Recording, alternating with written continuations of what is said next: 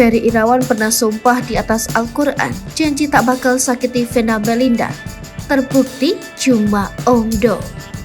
Kasus kekerasan dalam rumah tangga yang menimpa Vena Melinda mengejutkan publik. KDRT yang dialami Vena Melinda parahnya dilakukan oleh suaminya sendiri yakni Ferry Irawan.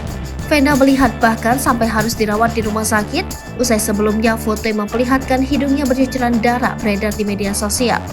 Sontak saja, publik syok bukan main dan mengira apa yang selama ini ditampilkan Ferry Irawan adalah palsu belaka. Padahal di masa lalu banyak sekali perjuangan Ferry Irawan untuk dapat nikahi Vena Melinda.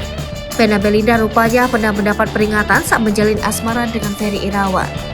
Orang tua Vena Melinda yang menilai Ferry Irawan tak serius menikahi ibu Verrell Bramasta tersebut. Untuk menunjukkan kesungguhannya, Ferry Irawan sampai bersumpah dengan nama Tuhan di atas kitab suci. Tak hanya itu saja, pria 44 tahun itu juga menyatakan keseriusannya meminang ibu dari 3 orang anak tersebut. Ferry Irawan menceritakan kala itu ibunda Vena Melinda menanyakan soal jaminan apa yang membuat dirinya tidak mempermainkan anaknya kelak. Mamanya Vena bilang, "Apa jaminan kamu? Saya mau kamu bersumpah." Di situ aku bilang, "Saya bersumpah atas nama Allah." Dalam Islam ada di surah Al-Maidah ayat 42. Kalau saya langgar sumpah saya itu berat tanggung jawabnya karena ini saya buat janji bukan sama makhluk lagi tapi sama sang penciptanya, pungkasnya.